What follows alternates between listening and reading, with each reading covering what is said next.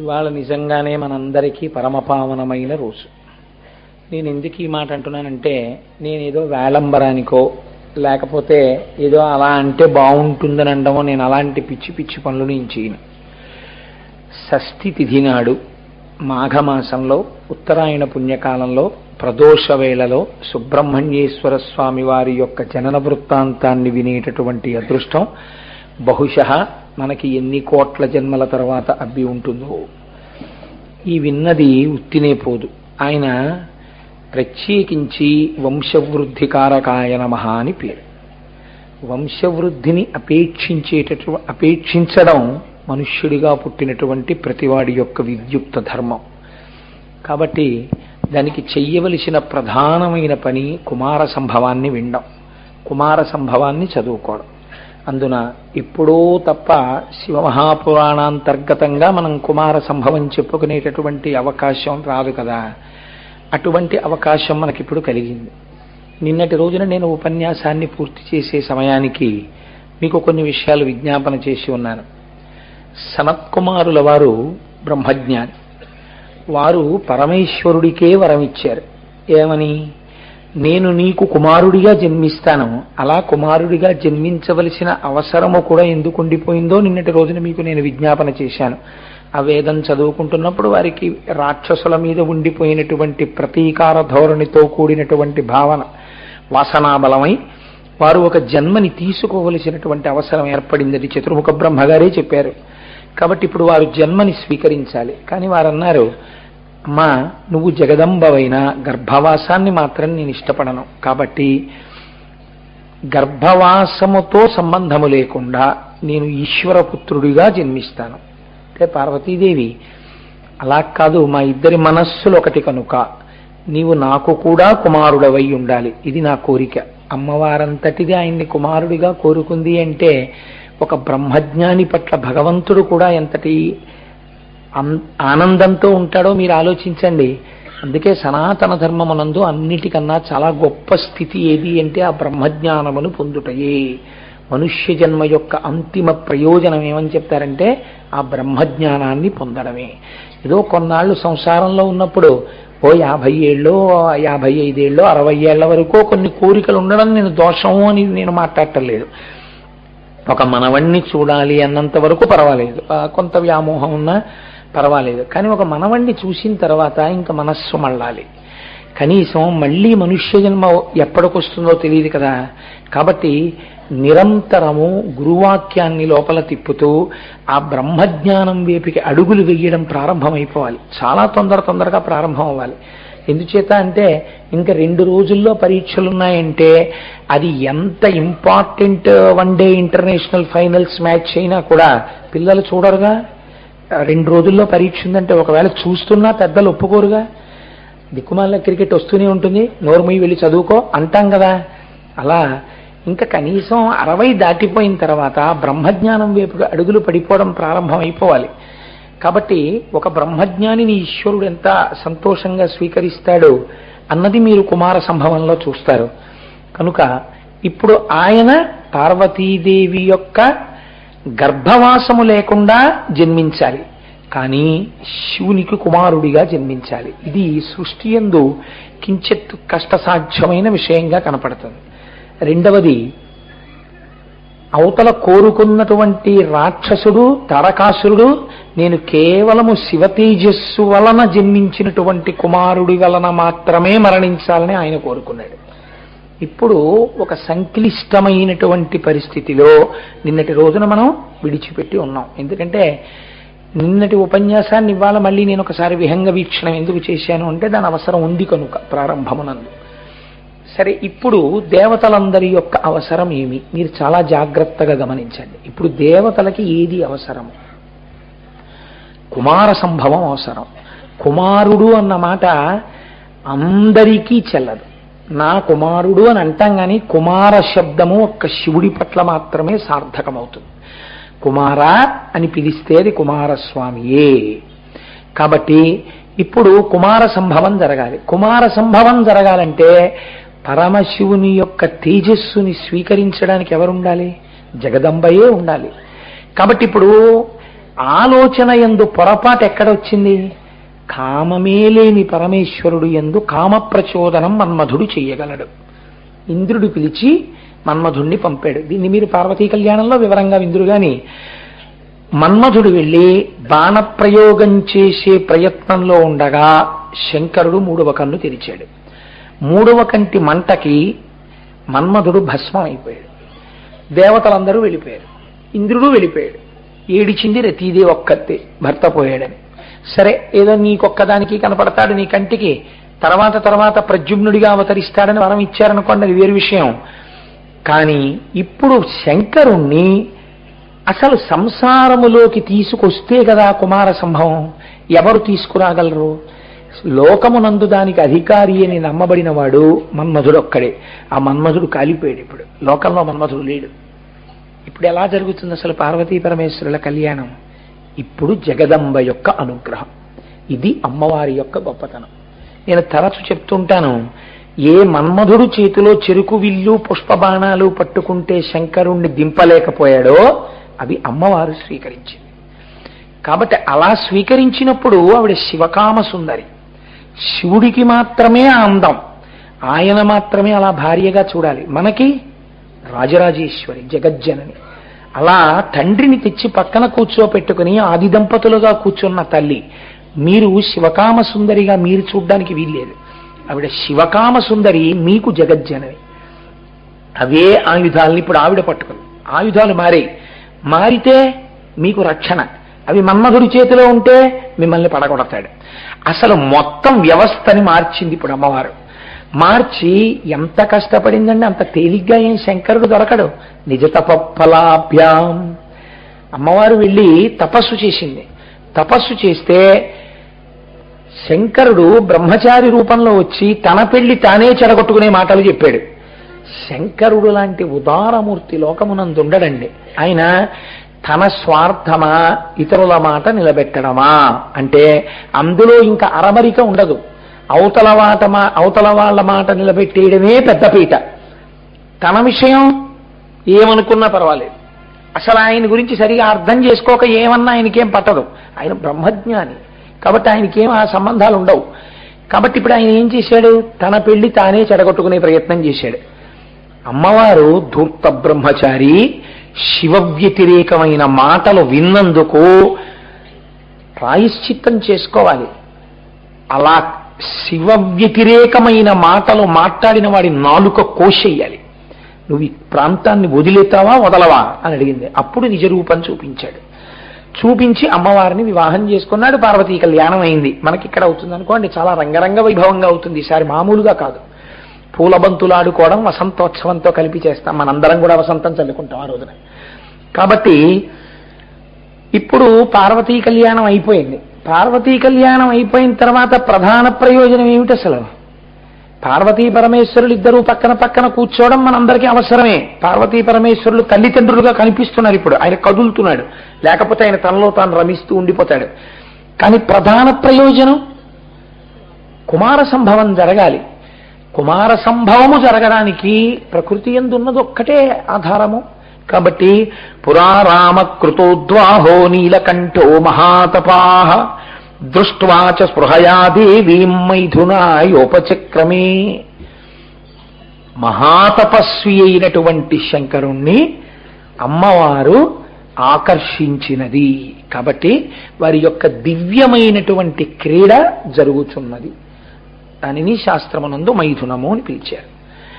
దీనికి పరిపూర్ణత ఎప్పుడూ కుమార సంభవము జరగడానికి శివ తేజస్సు పార్వతీదేవి యందు ప్రవేశించాలి తల్లిదండ్రులు కనుక. ఇది ఎన్నాళ్ళు జరిగింది. ఇలా వాళ్ళిద్దరి యొక్క దివ్యమైనటువంటి క్రీడ దివ్యవత్సరములు గడిచిపోయి వీళ్ళేమవుతున్నారు? బాధలు పడుతూనే ఉన్నారు. ఆయన సంతోషంగా అమ్మవారితో గడుపుతున్నాడు. అంటే మీకేమర్థం అవ్వాలి దీన్ని బట్టి?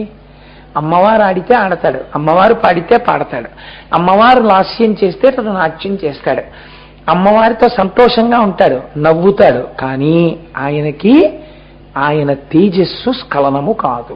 అంటే ఆయన కామమోహితుడు కాలేదు. దివ్యవత్సరములైపోయాయి. వీళ్ళని చితక్కొడుతూనే ఉన్నాడు తారకాసురుడు. ఇప్పుడు శితికంఠస్య దేవస్య దివ్యం వర్షశతం గతం న చాపి తనయో రామ కస్యమాసీత్ పరం తప.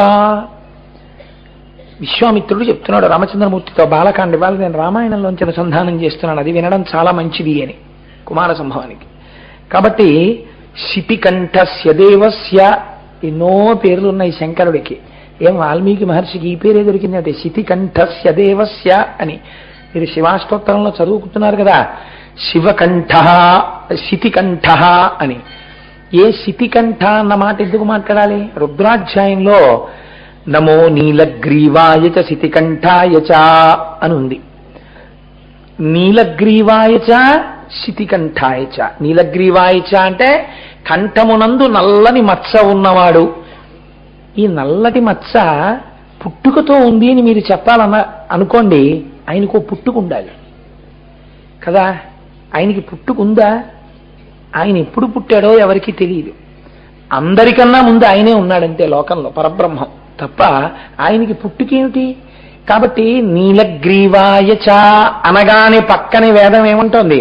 శిపి ఇష్టాయచ అంటోంది. ఆయన ఎందుకు పిలవాలి అలాగా అంటే, అబ్బాయి ఆయన మొట్టమొదటి నుంచి నీలగ్రీవుడు కాడు. ఆయన్ని మొదటి నుంచి చూస్తున్న వాళ్ళు ఎవరున్నారో బ్రహ్మలున్నారు, అమ్మవారు ఉంది పక్కన. ఆయన కంఠమునందు నల్లటి మచ్చ మొదట్లో లేదు. ఆయన కంఠం ఎలా ఉండేది? శంఖంలా ఉండేది, తెల్లటి కంఠం. ఈ తెల్లటి కంఠం మీద ఓ నల్లటి మచ్చ వచ్చింది, చిన్న మచ్చ. ఇది ఎప్పుడు వచ్చింది? హాలాహల భక్షణం చేసినప్పుడు వచ్చింది. ఎందుకు చేస్తాడు హాలాహల భక్షణం? లోకాన్ని రక్షించడం కోసం చేశాడు. ఇప్పుడు ఈ శ్లోకంలో శితికంఠస్య దేవస్య అండంలో ఏమిటి రహస్యం? వాల్మీకి మహర్షిదే. తెల్లని కంఠాన్ని నల్లటి మచ్చ తెచ్చుకున్నవాడు.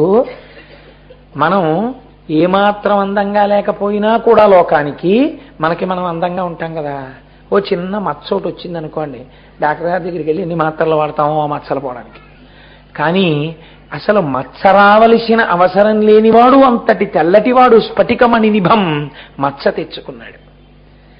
ఎందుకు మచ్చ తెచ్చుకున్నాడు? లోకం కోసం హలాహలం తాగి, అంటే సంకేతిస్తున్నారు. లోకం కోసం హలాహలం తాగగలిగిన వాడు ఇప్పుడు లోకం కోసం కుమారుణ్ణి ఇస్తాడు. లోకమనందున్న వారి మర్యాద నిలబెడతాడు. ఎలా నిలబెట్టాలి? బ్రహ్మజ్ఞాని అయినటువంటి సనత్కుమారుడి కోరిక నిలబెట్టాలి. దేవతలకి రక్షణ కల్పించాలి. ఆ కోరిక కోరుకున్నటువంటి తారకాసురుడు కోరినప్పుడు చతుర్ముఖ బ్రహ్మగారు తథాస్తు అన్నారు. తథాస్తు అన్నారు కాబట్టి తన యొక్క తేజస్సులోంచే కుమారుడు పుట్టి తారకాసురుణ్ణి సంహరించగలిగినటువంటి మహావీరుడిగా ఒక కుమారుణ్ణి కనాలి. కానీ ఆ తేజస్సు పార్వతీదేవి యందు ప్రవేశించకుండా ఉండాలి. ఎందుచేత? నీకు మాత్రమే కుమారుడిగా ఉంటాను అని సనత్కుమారుడు అనడం వల్ల పార్వతీదేవి సంబంధం ఉంటుంది. కానీ ఆ తేజస్సు అమ్మవారిలో ప్రవేశించి అమ్మవారి యందు గర్భముగా పెరగడానికి అవకాశం ఉండకూడదు. ఇన్నిటినీ ఏకకాలమునందు నిలబెట్టగలిగిన వాడు. దీనికోసం లోకం తన మీద నిందలు వేసినా మత్సపడ్డానికి సిద్ధంగా ఉన్నవాడు. కాబట్టి శితికంఠస్య దేవస్య దివ్యం వర్ష శతంగతం. 100 దివ్య వర్షములు గడిచిపోయినా ఆయనకి కుమారుడు కలగడానికి వీలుగా ఆయన తేజస్సు స్ఖలనము కాలేదు. ఈలోగా ఎక్కడో ప్రారంభం కావాలి కదండి. మరి ముడి విడిపోవడం అన్నది ప్రారంభం కావాలి కదా. మొట్టమొదట శివమాయ ఎవరి మీద ప్రసరించింది? దేవతల మీద ప్రసరించింది. ఇప్పుడు మీరు ఒకటి ఆలోచించండి, అసలు కుమార సంభవం జరిగితే మొదటి ప్రయోజనం ఎవరికి? దేవతలకి కదండి. వాళ్ళు ఊడిగాలు చేస్తున్నారండి తారకాసురుడి దగ్గర. కాబట్టి దేవతలకి మొదటి ప్రయోజనం. కాబట్టి ఎవరు తొందరపడాలి కుమార సంభవానికి? దేవతలు తొందరపడాలి. కానీ దేవతలు శివమాయామోహితులు అయ్యారు. అలా అయితే తప్ప కథ నడవదు. వాళ్ళు మాయామోహితులై అక్కర్లేని విషయాన్నో దాన్ని మాట్లాడుకోవడం మొదలెట్టారు. వాళ్ళకి అక్కర్లేదు ఆ విషయం. అది చాలా తప్పు చర్చ. అక్కర్లేని చర్చ ప్రారంభం చేశారు. ఎక్కడ ప్రారంభం చేశారు? బ్రహ్మసభ యందు. చతుర్ముఖ బ్రహ్మగారి సమక్షంలో ఆయన కూడా మాయామోహితుడైపోయాడు. కాబట్టి ఇప్పుడు బ్రహ్మగారి సమక్షంలో వీళ్ళందరూ మాట్లాడుతున్నారు. ఇందులో మీరు గమనించండి, చమత్కారం, విష్ణువు కలవరు. ఎందుకని? నారాయణిగా ఆయన అక్కడే ఉన్నారు, నారాయణుడు. కాబట్టి ఇప్పుడు బ్రహ్మగారు మాత్రం దేవతలతో కలిసి ఒక ఆలోచన చేశారు. ఏమిటి వాళ్ళ బాధ? తతో దేవా సముద్విగ్నా పితామహ పురోగమా యదిహోత్పద్యతే భూతం కస్తత్ ప్రతిసహిష్యతే. వాళ్ళు అన్నారు, శంకరుడంటేనే అంతటి వాడు కదా, అమ్మవారు జగదంబ కదా, అయ్యవారి తేజస్సే కదిలితే జగదంబతో కలిస్తే ఆవిర్భవించబోయేటటువంటి ప్రాణి ఎంతటి తేజోమూర్తి అవుతుంది. అటువంటి తేజోమూర్తి ఈ భూమి మీద నడిస్తే అసలు తట్టుకోగలరా? కాబట్టి ఇప్పుడు అసలు శివ తేజస్సు కదలరాదు. ఇప్పుడు పార్వతీ పరమేశ్వరులు క్రీడిస్తున్నారు. ఎవరు ఏడ్చిన వాళ్ళిద్దరూ క్రీడించాలని, కొడుకు పుట్టాలని. వీళ్ళకి ఇవాళ మాయ కమ్మింది, అక్కర్లేని విషయం నెత్తికేసుకున్నారు. ఇది ఎంతటి మహాపాపం. పెళ్ళైపోయిన వాళ్ళకి పిల్లలు పుట్టకుండా ఉండాలని ఆలోచన చేసి వాళ్ళని వెళ్ళి అడగడం అంటే అసహ్యకరమైన విషయం. అది ఇంతకన్నా ఇంకా సభాముఖంగా చెప్పడం కుదరదు. కాబట్టి ఇప్పుడు వీళ్ళు ఏం చేశారు అంటే అందరూ కలిసి పరమశివుడి దగ్గరికి వెళ్ళారు. చిత్రం చూడండి, ఆయన ఏ స్థితి యందున్నాడు. కామక్రీడ యందు పార్వతీదేవితో కలిసి విహరించుచున్నాడు. అటువంటి వాడు దేవతలు తన కొరకొచ్చారు, చతుర్ముఖ బ్రహ్మగారు వచ్చారంటే దర్శనం ఇవ్వడానికి బయటికి వచ్చారు. అంటే ఆయనకు అసలు కామం ఏమిటండి? ఆయనకి ఏది చేసినా ఒక క్రీడగా లోకం కోసం చేస్తారు ఆయన తప్ప, ఆయనకి తెలుసు రహస్యం, అమ్మవారికి తెలుసని మీరు అనుకోవాల్సి ఉంటుంది. ఎందుకంటే అమ్మవారికి తెలియకుండా అయ్యవారికే తెలుసు అంటే అంతకన్నా దోషం లేదు. కాబట్టి ఇప్పుడు శివుని వీళ్ళు చాలా తెలివైన వాడు. అసలు ఎవరు తెలివైన వాడో వాడు మౌనంగా ఉన్నాడు, ఎవరు తెలివి తక్కువ వాళ్ళో వాళ్ళు మాట్లాడుతున్నారు. బ్రహ్మగారితో కలిసి వెళ్ళి అడుగుతున్నారు, దేవదేవ మహాదేవ లోకస్యాస్య హితేరత సురాణాం ప్రణిపాతేన ప్రసాదం కర్తుమర్హసి నలోకాధారయిష్యంతి తవ తేజస్సురోత్తమ బ్రహ్మేణ తపసాయుక్తో దేవ్యా సహ తపశ్చరా బ్రాహ్మేణ తపసాయుక్తో దేవ్యా సహ తపశ్చరా త్రైలోక్యహిత కామార్థం తేజస్తేజసి ధారయా.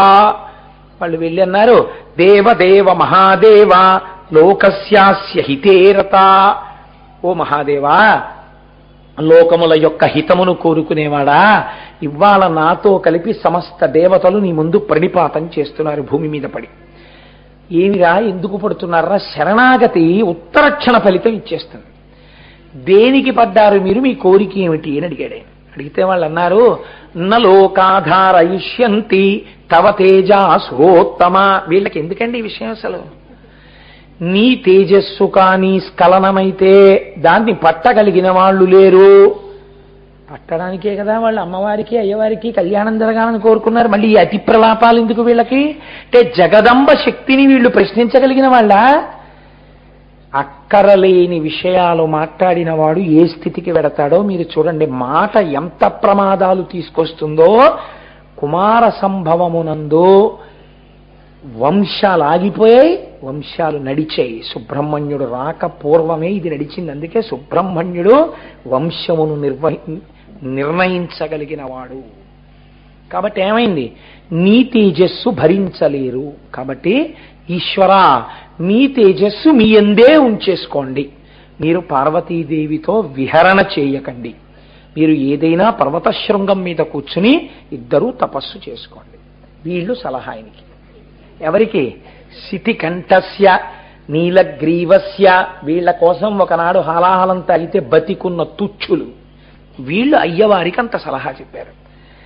నిజంగా మన్మధుడి మీద కాదు ఇప్పుడు తెరవాలి మూడో కన్ను ఆయన. కానీ నాలాంటి తొంటరవాడైతే మూడో కన్ను ఇస్తే అలా చేసేసినేమో. కానీ మహాదేవుడు కదా, దేవదేవ మహాదేవ.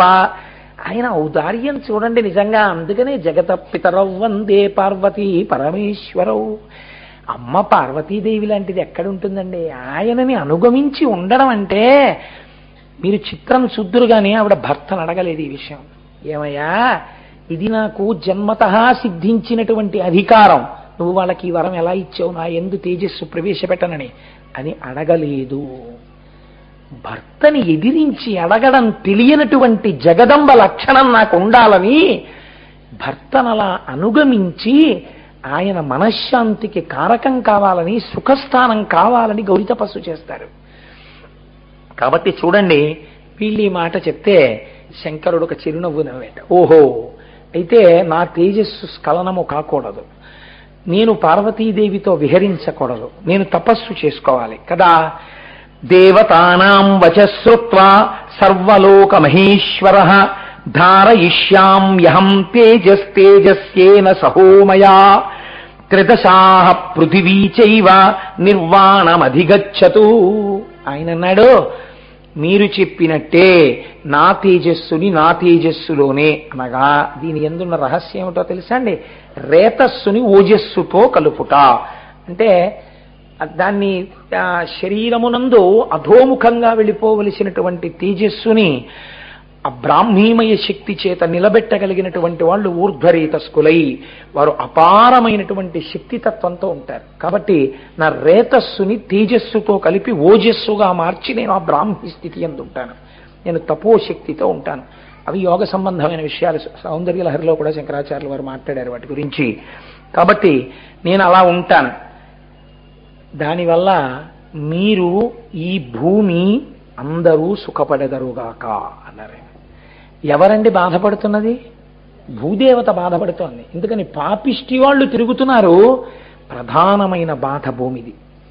కాబట్టి మీ అందరూ సుఖపడెదరుగాక, నా తేజస్సు బయటికి పడకుండుగాక అలాగే ఉంచుతాను.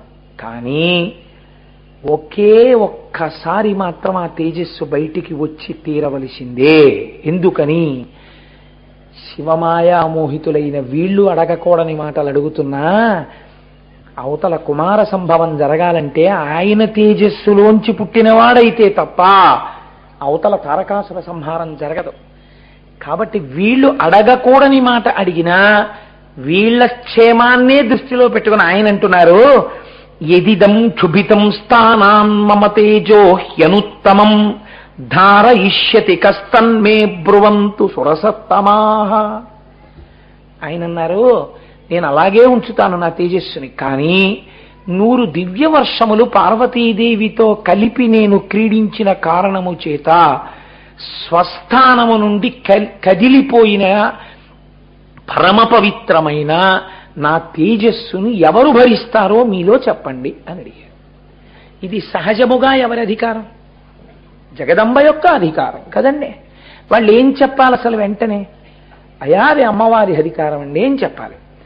చాలా పెద్ద మనస్సుతో వాళ్ళు అన్నారు, యత్తేజ క్షుభితం హేతత్తద్ధరా ధారయిష్యతి అన్నారు.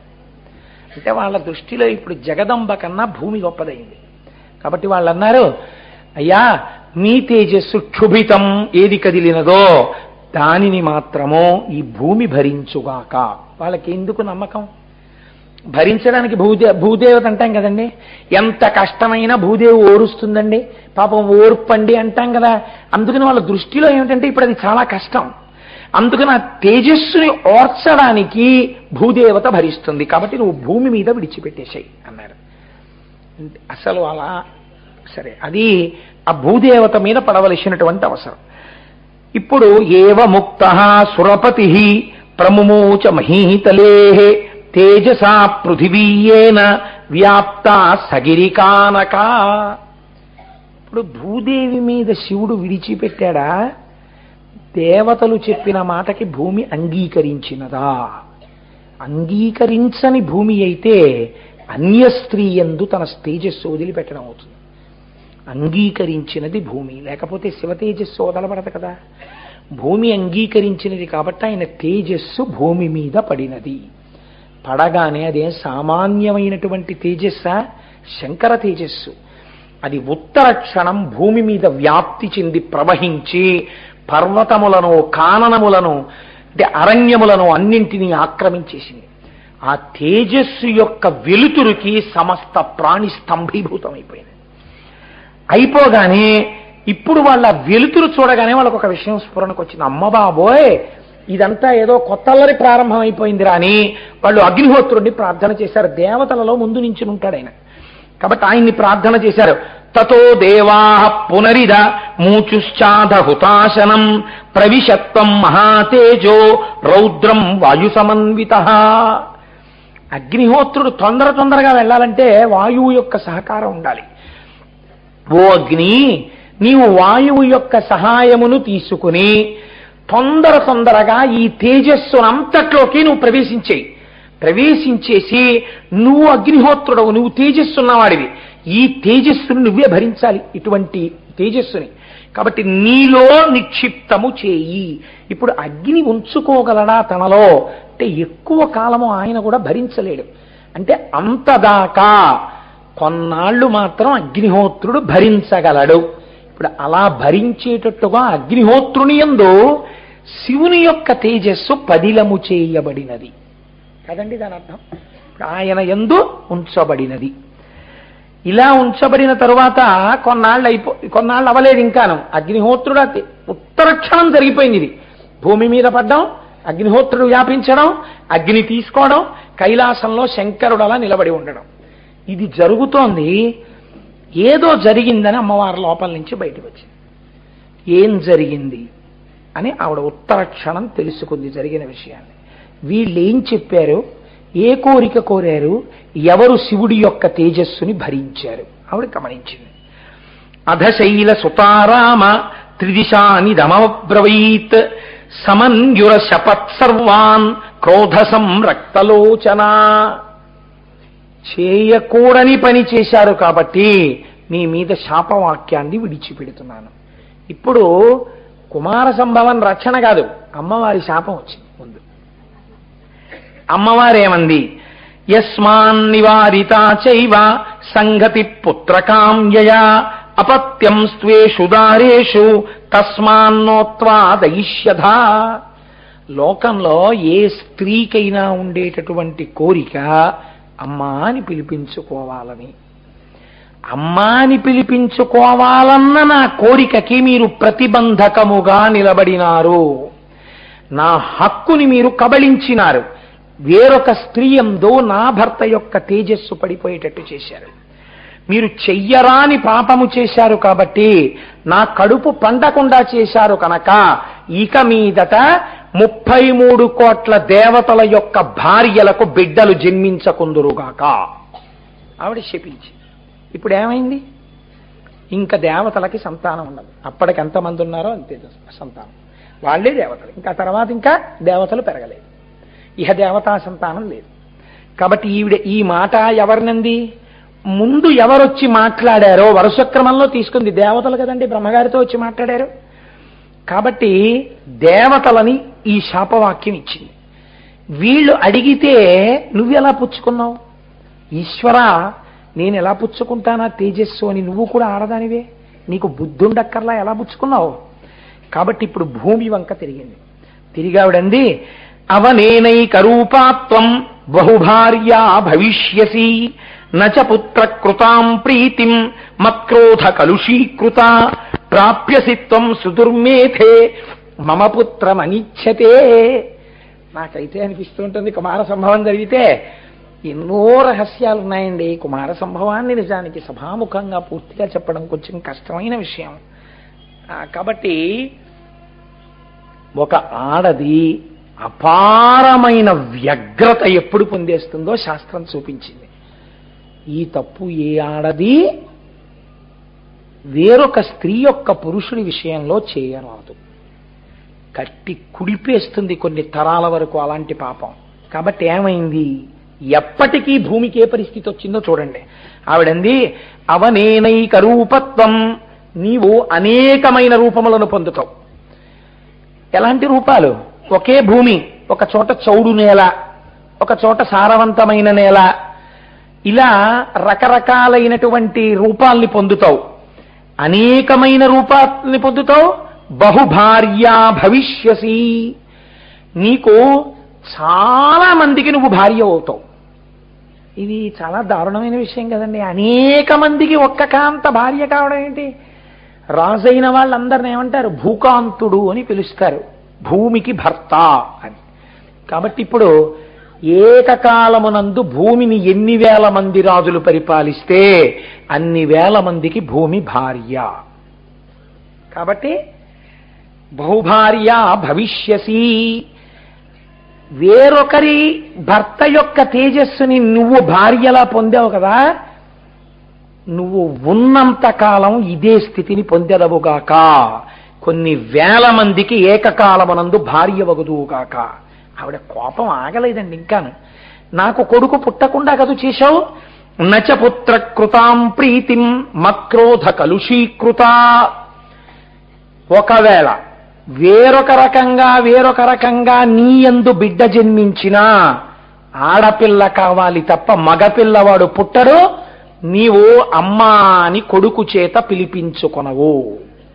అందుకే సీతమ్మగా పరబ్రహ్మం పుట్టాలంటే భూమిలోంచి పుట్టాలి, పద్మావతిగా పుట్టాలంటే భూమిలోంచి పుట్టాలి. పుంస్వరూపంగా పరబ్రహ్మం భూమిలోంచి రావడానికి వీల్లేదు. కారణమేమి? పార్వతీదేవి యొక్క శాపం. కాబట్టి నీకు కొడుకు పుట్టడో. ప్రాప్యసిత్వం సుదుర్మేధే మమ పుత్రం అనిచ్చతే. ఇందులో ఇంకొక దారుణమైనటువంటి శాపం ఉందండి అంతర్లీనంగా. ఏమిటా శాపం? ఏ స్త్రీకైనా భర్తతో కలసి విహరించడం వల్ల కుమారుడు జన్మిస్తే తన కుమారుడు కూడా తర్వాత కాలంలో తనకి భర్తగా ఉండడానికి ఏ స్త్రీ లోకంలో అంగీకరించడానికి సిద్ధపడదు. అది అత్యంత హేయమైన విషయం. కానీ ఇది నీ యందు జరుగుతుంది. ఎందుకు జరుగుతుంది? భూమిని ఒక రాజు పరిపాలించినప్పుడు ఆయన భూమికి ఏమని పిలవబడ్డాడు? భూకాంతుడు. భూమి ఆయనకి భార్య అయింది. ఆయన శరీరం వదిలేశాడు. ఆయన కొడుకుని మళ్ళీ పట్టాభిషేకం చేశారు. ఇప్పుడు ఈయనెవరు? ఈయన భూకాంతుడే. అయ్య బాబోయ్, ఒక్క భూకాంత ఎన్ని శాపాలు పొందేసిందండి పార్వతీదేవి వల్ల.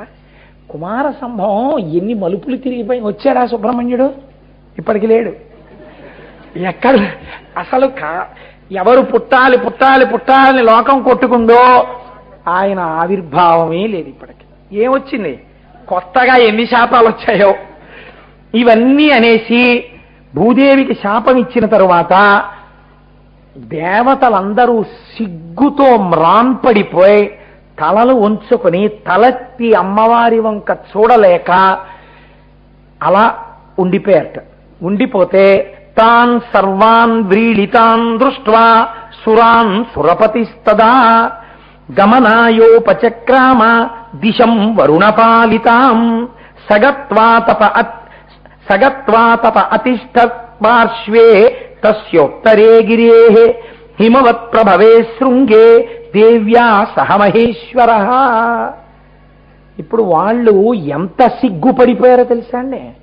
ఒక్కొక్కసారి పొందిన అవమానమునకు ఒక్కొక్కడు ఏమైపోతాడంటే తాను అక్కడి నుంచి వెళ్ళిపోవాలని ఉంటుంది. అయ్య బాబోయ్, ఇంత అవమానాల పాలైపోయాక ఇంకా ఇక్కడ మనం ఒక్క క్షణం ఉండదు, ఇక్కడి నుంచి పారిపోదామని ఉంటుంది. అవమాన భారం ఎంతగా కుదిపేస్తుందంటే అడుగు పడదు, నడవలేడు. శంకరుడు చూశాట, బిడ్డలందరూ ఇవాళ అవమానాల పాలైపోయి తలలు ఉంచుకుని ఉన్నారు. ఇప్పుడు వీళ్ళు మన సముఖం నుంచి కదలలేకపోతున్నారు.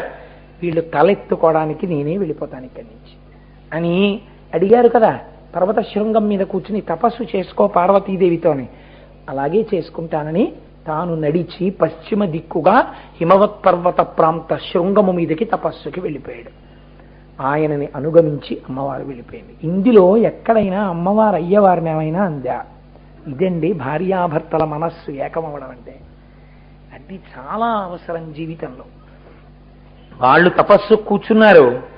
కూర్చున్న తర్వాత వీళ్ళు వెనక్కి వచ్చారు. అయితే ఇదంతా చాలా హై డ్రామా. ఎందుకని? కుమార సంభవానికి ఒక ప్రాతిపదిక వేశారు. ఇప్పుడు ఏమైంది? ఒక పెద్ద ప్రయోజనం సాధింపబడింది. శివుడి యొక్క తేజస్సు స్ఖలనమైనదా లేదా? అయినది. జగదంబ యందు ప్రవేశించినదా? ప్రవేశించలేదు. ఇప్పుడు పార్వతీదేవి గర్భము దాల్చడం వల్ల సుబ్రహ్మణ్యుడు వస్తాడా? రాడు. ఇప్పుడు ఆ స్ఖలనమైపోయినటువంటి తేజస్సు ఎందుకో పనికి రాకుండా పోయిందా? పోలేదు, అగ్నిహోత్రుడి దగ్గర ఇంకా ఉన్నది. ఇంకా కాబట్టి ఇప్పుడు ఆ తేజస్సుని అది గర్భరూపంగా మారి కుమార సంభవం చేయించగలదు. అంటే తారకాసుర సంహారానికి కావలసిన వరం ఇయ్యబడిపోయినది. ఇప్పుడు ఏమైంది? దేవతలందరికీ 4 రోజులు పోయాక బుద్ధి వచ్చింది. మనం అడగడం ఏమిట్రా ఇది? మనం ఏమడగాలి? తొందరగా కుమార సంభవం జరగాలని అడగాలి. మనం ఏమడిగాం? నీ తేజస్సు నీ యందుంచుకో అని అడిగాం. ఏటి ఎందుకు వచ్చింది మనకి ఆలోచన? అప్పుడు బుర్రలు తడువుకున్నారు అందరూ. మళ్ళీ అందరూ ఎవరి దగ్గరికి వెళ్ళాలి? మళ్ళీ పెద్ద తలకాయ దగ్గరికే వెళ్ళాలి. కాబట్టి అందరూ కలిసి మళ్ళీ బ్రహ్మగారి దగ్గరికి వెళ్ళారు. వెళ్ళి ఆయన దగ్గరికి వెళ్ళి, ఏమయ్యా వీపు చిట్లిపోతోందా తారకాసురుడి బాధకి? పార్వతీ పరమేశ్వరులకు పుత్రుడు కలగడా? ఎప్పటికి కలుగుతాడు అని అడిగారు. ఆయన కూడా ఒక్కసారి ఆలోచించి, ఇందులో నాకు పాత్ర ఉంది కదరా అనుకుని, పెద్ద ఆయన కాబట్టి శివమాయ విడిపోయింది. ఆయన అన్నారు, పార్వతీ పరమేశ్వరులకు కొడుకు పుట్టడా అని అడుగుతారు ఏమిట్రా? ఆయన బ్రహ్మమానస పుత్రుడు సనత్కుమారుడు. ఆయన గురించి తెలుసు కదా చిత్రముఖ బ్రహ్మగారికి. ఇయమాకాశ గంగా యస్యాం పుత్రం హుతాశనః జనయిష్యతి దేవానాం సేనాపతిమరిందమం జ్యేష్ఠా శైలేంద్రతనయా మానయిష్యతి తత్సుతం ఉమయాస్తత్ బహుమతం భవిష్యతి న సంశయః. ఆయన అన్నాడు, నిజమే, ఇప్పుడు పార్వతీ పరమేశ్వరులకు పుత్రుడు పుట్టాలి. కానీ మనం ఏమన్నాం? నీ తేజస్సు నీ యందుంచుకో అన్నాం. ఆయనేమన్నారు? నా తేజస్సు నా యందే ఉంటుంది, ఇక విడిచిపెట్టను అన్నాడు. ఇప్పుడు మళ్ళీ వెళ్ళి అడిగితే మనం కూడా మన్మధుడు వెళ్ళిపోయిన దోవలో వెళ్ళిపోతాం. కాబట్టి అడగకూడదు. కాబట్టి పోనీ ఇప్పుడు శివుడికి కుమారుడు కలిగితే కదా తారకాసురుడు చచ్చిపోతాడు. నేనే కదా వరం ఇచ్చాను. ఇప్పుడు పిల్లాడు పుట్టాలంటే శివవీర్యంలోంచి పుట్టాలి. ఇప్పుడు శివుడి తేజస్సు ఎక్కడుంది? అగ్నిహోత్రం దగ్గర ఉంది. ఈ అగ్నిహోత్రంతో ఆ తేజస్సును తీసుకొచ్చి ఎవరి యందన్నా ప్రవేశపెట్టిద్దామంటే ఉపాధికి ఆ శక్తి ఉండాలి కదా దాన్ని తట్టుకోవడానికి, ఆ క్షేత్రానికి. ఇంతమంది దేవతల భార్యలున్నారు. పోనీ లోక కళ్యాణార్థం ఆయన తేజస్సుని వాళ్ళలో ప్రవేశపెట్టిద్దామంటే వీళ్ళెవ్వరికీ పిల్లలు పుట్టరని అమ్మవారి శపించేసింది. ఇప్పుడు ఆ తేజస్సు వృధా అయిపోతుంది వీళ్ళల్లో ఎవరి యందన్నా పెడితే. కాబట్టి వీళ్ళెవరు పనికిరాని వాళ్ళు అయిపోయారు. ఇది ఎంత పెద్ద మాట అండి! బ్రహ్మగారి నోటంటే ఆ మాట వచ్చేయడం అంటే అది నేను ఇంకా దాని గురించి మాట్లాడను. కాబట్టి ఇప్పుడు మీ భార్యలు పనికిరారు, వాళ్ళు బిడ్డలని పొందలేరు. కాబట్టి ఇప్పుడు ఎవరి వలన పుట్టాలి పిల్లవాడు? మళ్ళీ ఎవరో ఒక ఆవిడ్ని తీసుకొచ్చి ఆవిడ యందు ప్రవేశపెడితే పార్వతీదేవికి తెలిస్తే భూదేవి ఏమైంది? కాబట్టి ఆవిడికి తెలిసినా ఆవిడ ఊరుకోవాలి, పోన్లేని. అలా ఊరుకోవాలంటే ఆవిడికి ఏదో ప్రేమ ఉండాలి. తనకి పుట్టినా ఆవిడికి పుట్టినా తన కొడుకుగా బంధుత్వం వచ్చే అవకాశం ఉండాలి. అలాంటిది లోకంలో ఒక్కరే ఉన్నారు. హిమవంతుడి యొక్క పెద్ద కుమార్తె గంగా దేవతలు తీసుకెడితే ఆకాశంలో ప్రవహిస్తోంది. గంగ యందు అగ్నిహోత్రం దగ్గరున్నటువంటి శివతేజస్సుని విడిచిపెడితే గంగకి కుమారుడు కలిగితే ఉమయాస్త, అప్పుడు ఆ ఉమాదేవి బెంగ పెట్టుకోదు. పోన్లే మా అక్కకి కదా నా భర్త గారి తేజస్సు వల్ల పుత్రుడు జన్మించాడు కాబట్టి ఇప్పుడు నాకు కుమారుడే అవుతాడు అని ఊరుకుంటుంది. గంగ విషయంలో ఏమందాం. కాబట్టి ఇప్పుడు గంగ యందు ప్రవేశపెట్టండి. అగ్నిహోత్ర నీవు వెళ్ళి శివుడి యొక్క తేజస్సుని ఎందు భద్రపరపబడింది కాబట్టి దీన్ని తీసుకెళ్లి గంగలో విడిచిపెట్టు అంటే తగుదనమ్మా అని దేవతలందరూ బయలుదేరారు. అంటే బ్రహ్మగారు అన్నారు, బుద్ధి ఉందా లేదా మీకు? ఇంతమంది దేవతలు వెళ్ళి ఒక ఆడదాని దగ్గరికి వెళ్ళి ఈ మాట అడిగితే చీవతలు బాగుంటుంది. ఎలా అడగాలి?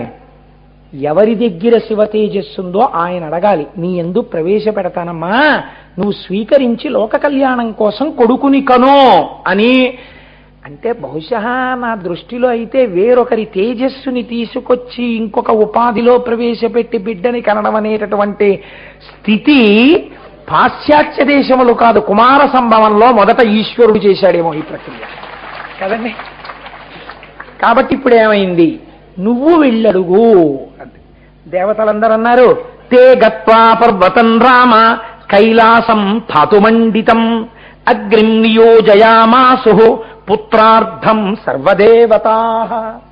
దేవతలందరూ అగ్నిహోత్రుడికి నమస్కరించి అన్నారు, అయ్యా నీ దగ్గరుంది శివ తేజస్సు, ఇప్పుడు ఎంత ప్రమాదం, ఒక్కసారి కాని ఆ నీ దగ్గర ఉన్న తేజస్సు కాని పాడైపోయిందా, ఎవరు భరించలేరో, ఎవరు పుత్రుణ్ణి కనలేరో, ఎవరు గర్భమును దాల్చలేరో వారి ఎందరి పడితే వృధా అయిపోతుంది. ఒకవేళ అది పడుతున్నప్పుడు మీరు భారతంలో విన్నారు కదండి, వ్యాస భగవానుడి యొక్క తేజస్సు ప్రవేశిస్తున్నప్పుడు వెలవెలబోతే పాండురాజు గారు పుట్టారు, కళ్ళు మూసుకుంటే ధృతరాష్ట్రుడు పుట్టాడు. ఆ తేజస్సుని పరమ సంతోషంతో ఆనందంగా నీ నుండి స్వీకరించాలి.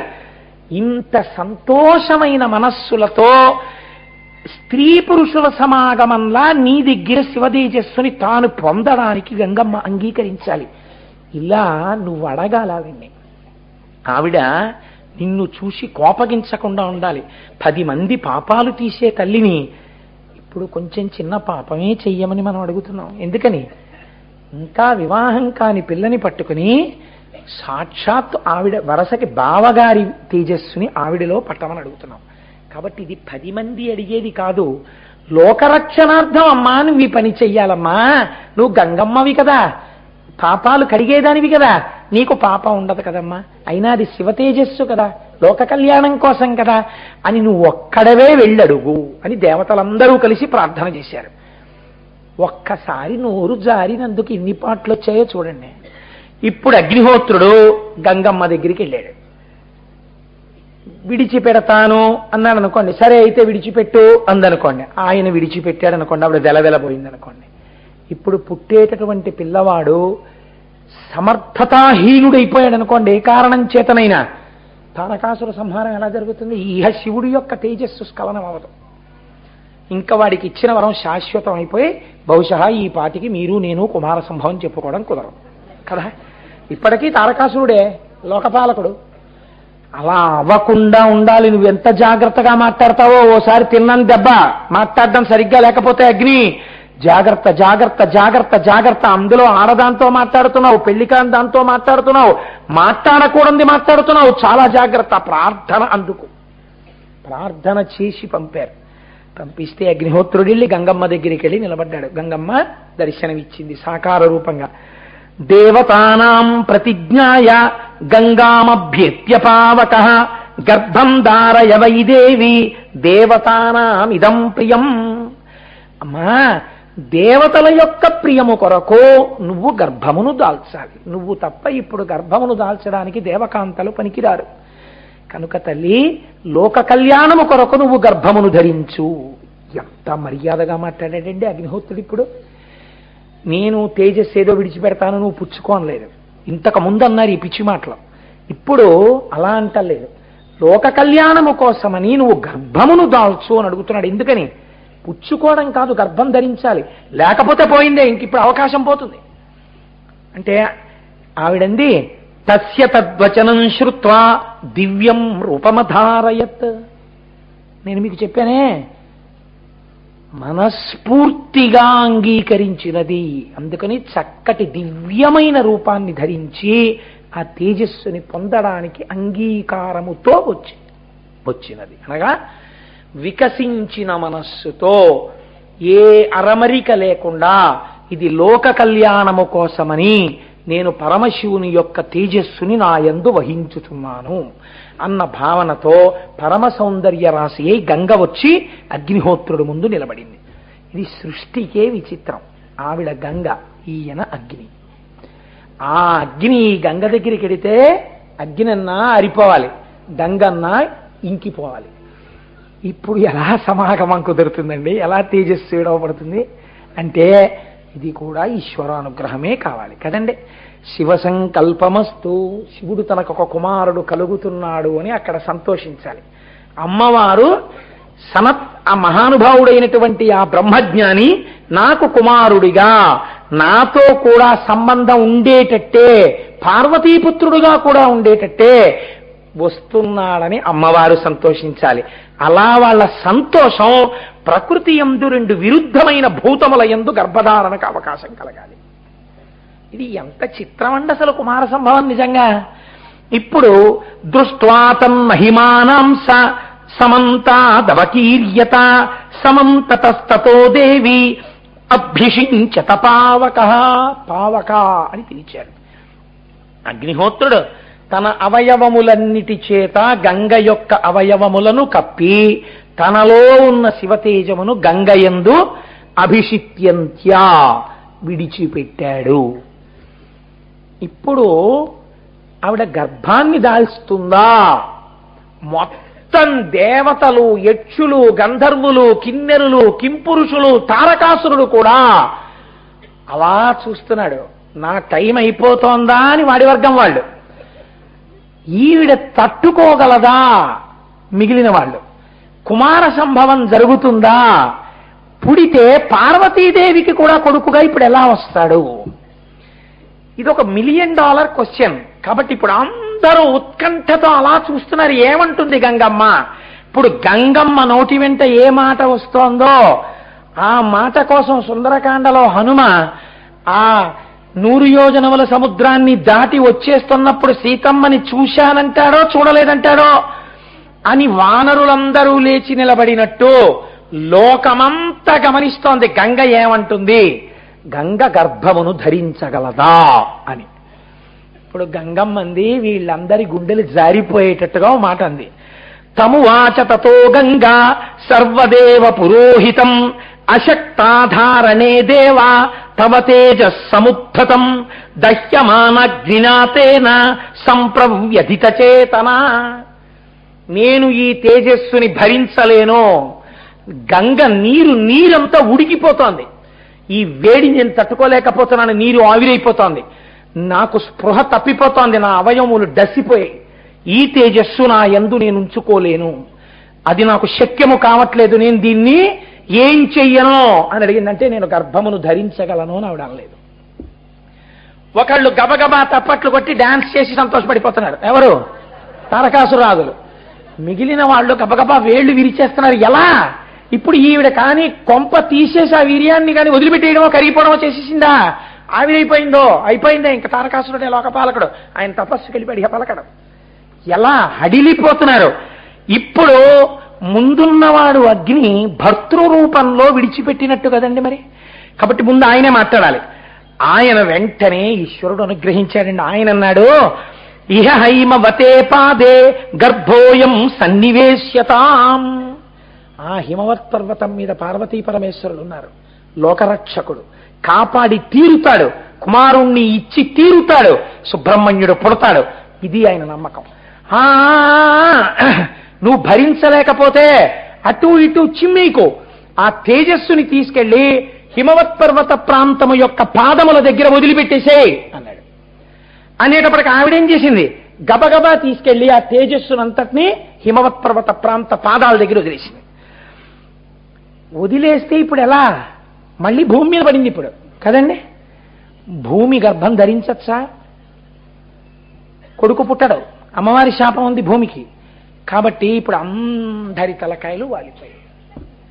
అన్నన్నా 1 బాల్ లెఫ్ట్ 1 రన్ రిక్వైర్డ్ అంటే నిష్కారణంగా 3 అడుగులు ముందుకొచ్చి ఫుల్ టాస్ వదిలేసి రన్నగ పరిగెత్తి దేశాన్ని ఓడించేసిన వాడిని చూసి తలకాయలు పట్టేసుకున్నట్టు ఎంత పని చేశాడు రా. కంగారులో తీసుకెళ్లి హిమవత్ పర్వత పాదాల దగ్గర వేయమన్నాడు. ఇప్పుడు భూమి మీద పడిపోయింది ఆ తేజస్సు. కుమార సంభవం జరగదా? దేవతలందరూ తలలు వాల్చేసి ఏం జరుగుతోంది అని ఆ హిమవత్ పర్వత ప్రాంతం వంక చూస్తున్నారు. ఒక పెద్ద మెరుపొకటి పర్వతం అంతా కాంతితో నిండిపోయింది. కుమారుడు పుట్టేశారని కంగారు పడిపోకండి గోపాలకృష్ణ గారు. ఇంకా ఆయన ఏం పుట్టేలేదు. అప్పుడు యదస్యా నిర్గతం తస్మాత్ తప్త జంబూ నదప్రభం కాంచనం ధరణీం ప్రాప్తం హిరణ్యమమలం శుభం. ఈ తేజస్సు వెళ్లి భూమి మీద పడగానే ఆ భూమి మీద విశేషమైనటువంటి బంగారం పుట్టేసింది. దాని తర్వాత వెండి పుట్టేసింది. దాని క్షారములోంచి రాగి ఇనుము పుట్టేశాయి. దాని తేజస్సులోంచి తేజస్సు యొక్క మలంలోంచి తగరం సీసం పుట్టేశాయి.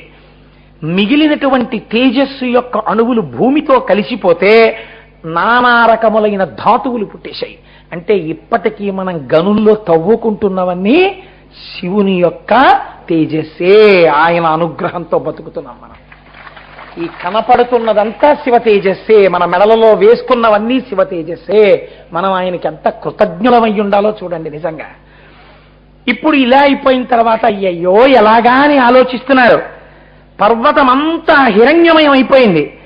నిక్షిప్త మాత్రే గర్భేతు తేజోభిరభిరంజితం సర్వం పర్వత సన్నద్ధం సవర్ణమభవద్వనం సువర్ణం పురుషవ్యాఘ్ర హుతాశన సమప్రభం తృణవృక్షలతాగుల్బం సర్వం భవతి కాంచనం. ఆ పర్వత శిఖరం మీద ఉన్నటువంటివన్నీ కూడా కొండ కొండ చెట్లు, ఆ నదులు, సరస్సులు అన్నీ కూడా బంగారు వర్ణములోకి మారిపోయి ఇంత బంగారం వచ్చేసేటప్పటికీ పసుపచ్చటి కాంతితో మెరిసిపోతోంది. ఈ బంగారం, ఈ వెండి, వీటి మీద ఎవరికైనా వ్యామోహం ఉందా అండి? అక్కడ ఉన్న వాళ్ళకి ఎవడికి లేదు. అయ్యో, అయితే ఏమైపోయింది ఇప్పుడు? శివ తేజస్సు బంగారం అయిపోయింది. మనందరం నా బంగారం అంటాం. దేవతలు అన్నారు దిక్కుమాల బంగారం అయిపోయింది. ఎందుకని?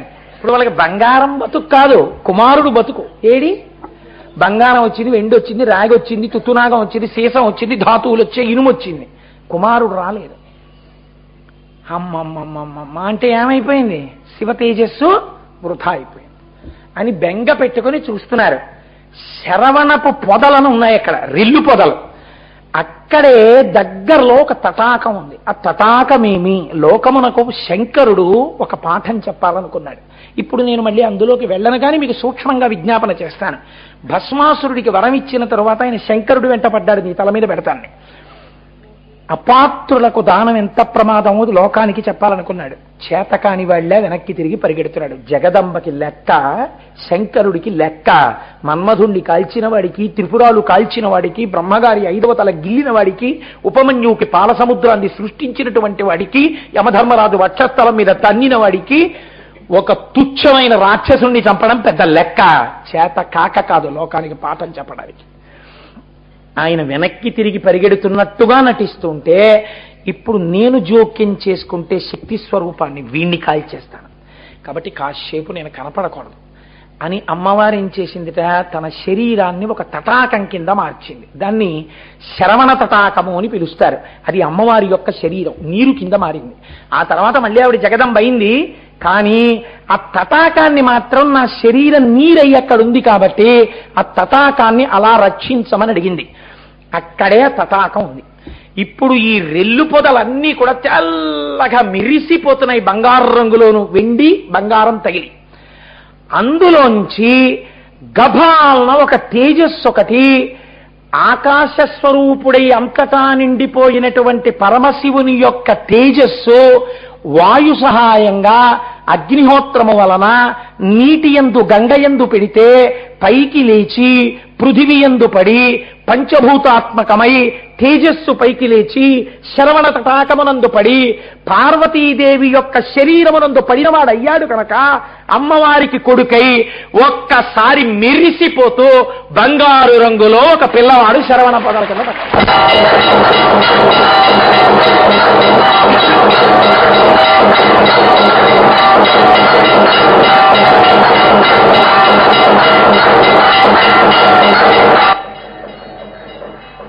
లోకరక్షణ హేతునా మహానుభావుడు. కుమార సంభవం అంటే మాటలు కాదు కదండి. సారా నీరాజనం తీసుకుంటాయా అందరూ? ఆయన జ్యోతిస్వరూపుడు. మీరు నమ్మండి, మీకు కనపడుతున్న ఆ జ్యోతులన్నీ ఇవాళ కుమారస్వామి.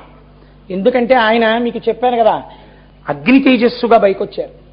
చక్కగా అదే సుబ్రహ్మణ్య స్వరూపంగా అందరూ కళ్ళకద్దుకోండి. మన జన్మ ధన్యమైపోయిందండి. షష్ఠి తిథి నాడు పుట్టారాయన. ఇవాళ కూడా షష్ఠి తిథి నాడే పుట్టారాయన.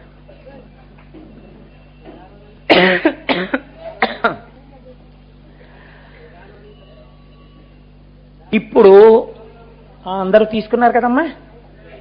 ఇప్పుడు ఆ కుమార సంభవం జరగగానే పొంగిపోయారంతే దేవతలు. ఇప్పుడు మోగాయే అలాగే దుందుబులు మోగించారు. అప్సరసలు నాట్యం చేశారు, పుష్పవృష్టి కురిపించారు. అబ్బా, మా తండ్రి శంకరుడు ఇంత జటిలమైన సమస్యని ఎంత చమత్కారంగా విప్పాడు. శివతేజస్సు ఎందే పుట్టాడు, పంచభూతములకు స్పర్శ పొందే. పార్వతీదేవి కోరిక మేరకు శరవణ తటాకంలోంచి బయటికి వచ్చాడు. అందుకే ముమ్మూర్తుల అమ్మవారి రూపే.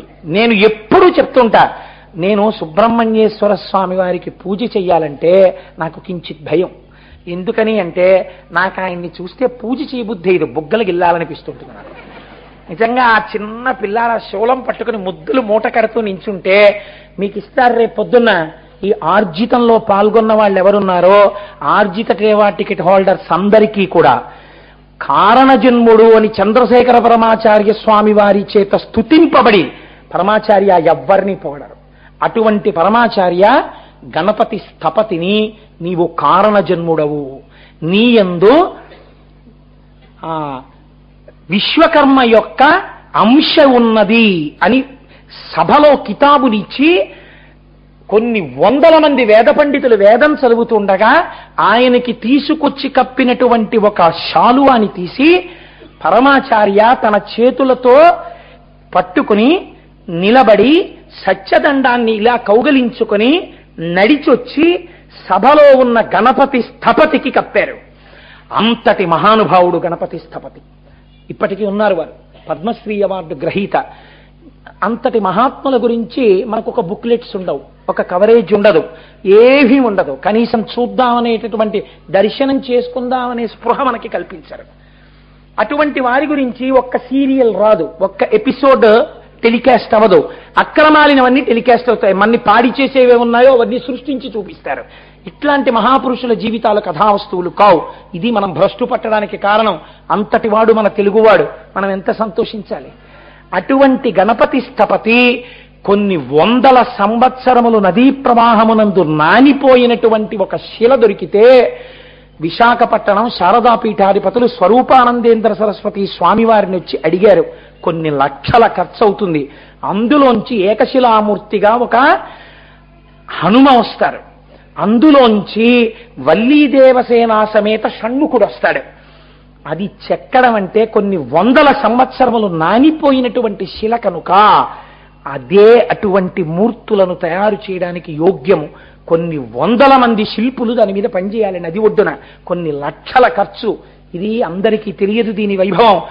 మీరు పూనుకోగలరా స్వామి అని అడిగితే వెంటనే ఇంతటి మహత్కార్యము జరగవలసినదే అని స్వామి టక ఫోన్లు చేసి, నా కొరకు కాదు, ఇంతటి మహత్తరమైన దేవాలయం రావాలి లోకానికి అంటే లక్షలొచ్చి పడిపోయింది.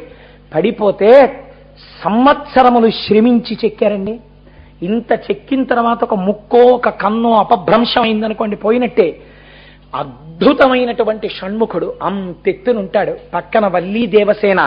ఆగమం ప్రకారం ఎలా ఉండాలో అలా ఉంటుంది సుబ్రహ్మణ్యుడి దేవాలయం. అసలు దాని తలుపులు చూస్తేనే మనసు పొంగిపోతుంది. అటువంటి గుడి. ఆ దేవాలయంలో ఉన్నటువంటి మూర్తులతో కళ్యాణ సుబ్రహ్మణ్యుడు అంటారు. అవి వల్లీ దేవసేన సమేతంగా 6 ముఖాలతో ఉన్న సుబ్రహ్మణ్యుడు నెమలి మీద కూర్చుని ముద్దులు మూట కడుతూ ఉంటాడు. అసలు ఇంట్లో ఆ మూర్తి ఉంటే చాలు.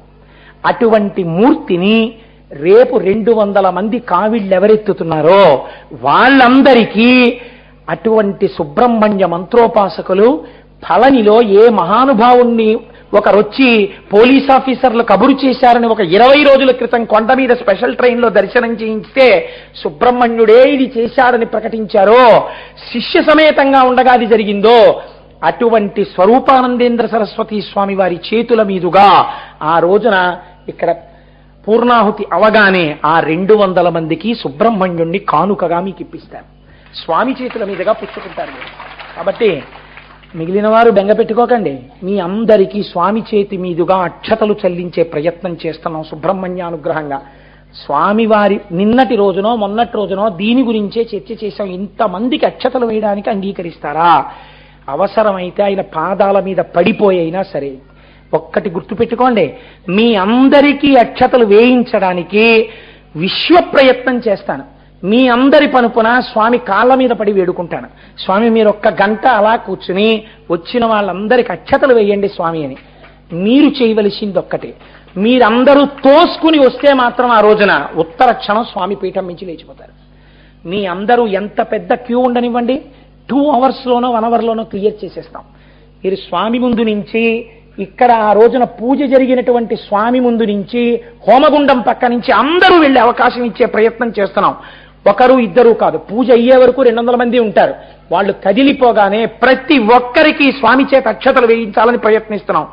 ఆయన్ని ముట్టుకుని నమస్కరించకూడదు. 2 తోసుకుని మీద పడితే మాత్రం ఉత్తర క్షణం ఆయన సత్యదండం పట్టుకుని లేచిపోతారు. అప్పుడు నేను చేయగలిగినది ఉండదు, తలంచుకోవడం తప్ప. ఇంత చెప్పావు, ఏం విన్నారు నీ మాట అంటారు. కాబట్టి నేను మీ అందరినీ వినమ్రుడనై శిరస్సు ఉంచి ప్రార్థించి మీ నుంచి అడుగుతున్న వరం అదొక్కటే. ఆ రోజున మీ అందరికీ ఎన్ని వేల మంది వచ్చినా స్వామి యొక్క పాదాల దగ్గర అక్షతలు వేయించే ప్రయత్నం చేస్తాం. మీరు తోసుకోకుండా చక్కగా ఒక్క క్యూలో రండి. అందరూ కార్యకర్తలు ఉంటారు, మిమ్మల్ని లైన్ చూపిస్తారు, ఇలా రండి. మీరు సహకరిస్తే చాలు, అది చెయ్యండి. పొంగిపోవాలి స్వామి, సుబ్రహ్మణ్యుడు పొంగిపోవాలి. మన కాకినాడ పట్టణం ఈ విషయంలో చరిత్రకి ఒక కొత్త అధ్యాయాన్ని తొడగాలి. అటువంటి స్థితిలో అంత అద్భుతమైనటువంటి కార్యక్రమాన్ని మనం ఆ రోజున నెరవేరుద్దాం. నాకు మీ అందరి మీద ఎనలేని విశ్వాసం, మీ భక్తి మీద నాకు అంత గౌరవం, అందుకే అంత సాహసం చేసి స్వామివారిని ప్రార్థించాలని అనుకుంటున్నాను. కాబట్టి మళ్ళీ మీరు ఉపన్యాసంలోకి రండి. ఆ సుబ్రహ్మణ్యేశ్వర స్వామి పుట్టగానే ఇప్పుడు మనం ఎలా పొంగిపోతున్నామో అలా దేవతలందరూ పొంగిపోయారు. ఏమి ఆనందంలో ఇది కూడా చేష్టలు ఉడికిపోయిందమ్మా. అందుకని ఇప్పుడు దేవతలందరూ పరవశించిపోయి ముందు పుట్టినటువంటి పిల్లవాడికి పాలు పట్టించాలి. కాబట్టి ఏం చేశారు, వీళ్ళందరూ కూడా ఒక సంకల్పం చేశారు. తం కుమారం తతో జాతం సేంద్రాః సహమరుద్గణాః క్షీర సంభవనార్థాయ కృత్తికాః సమయోజయన్. నేను ఒక్కసారి శ్లోకంలో పాదం చెప్తాను, మీ అందరూ కూడా ముక్త కంఠంతో అనండి. పొంగిపోతాడు స్వామి. కుమార సంభవానికి ప్రధానమైన శ్లోకం ఆవిర్భావానికి. అందరూ మనస్ఫూర్తిగా అనండి, మీ వంశాల్ని సుబ్రహ్మణ్యుడు కాపాడతాడు. తం కుమారం తతో జాతం సేంద్రాః సహమరుద్గణాః క్షీర సంభవనార్థాయ కృత్తికాః సమయోజయన్. ఆ పిల్లవాడు పుట్టడం చూసి పొంగిపోయినటువంటి ఇంద్రుడు, దేవతలు అందరూ పరిగెత్తుకొచ్చి, ఒక శిశువుగా కనపడుతున్నాడే, మనకి రక్షకుడు కానీ శిశువుగా ఉన్నాడు. ఇప్పుడు ఈయనకి ఏం కావాలి? తల్లిపాలు కావాలి. ఎలా? అమ్మవారే కృత్తికా రూపంలో ఉంటుంది. అందుకే కృత్తికా నక్షత్రం అమ్మవారి యొక్క స్వరూపమే. అందుకని వెంటనే ఆ కృత్తికల్ని ప్రార్థన చేశారు. ప్రార్థన చేస్తే ఆ కృత్తికలు 6 వచ్చి, మేము పాలిస్తాం, కానీ ఇలాంటి పిల్లవాడు మళ్ళీ ఎక్కడ దొరుకుతాడు? ఏం అదృష్టం!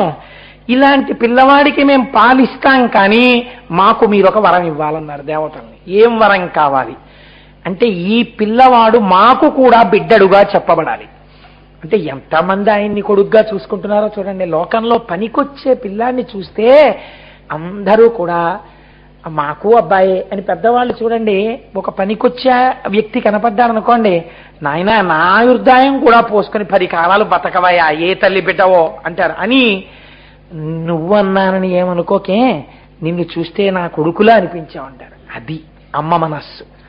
వాళ్ళలా కోరడం ఎంత సమంజసం అండి నిజంగాను. అందులో వెనక చరిత్ర చాలా ఉందనుకోండి. ఈ మాట ఎప్పుడైనా అమ్మవారి గురించి చెప్పినప్పుడు చెప్తాను ఆ విషయాన్ని. కాబట్టి వాళ్ళన్నారు దేవతలు, తా క్షీరం జాతమాత్రస్య కృత్వా సమయముత్తమం దదుః పుత్రోయమస్మాకం సర్వాసామితి నిశ్చితాః.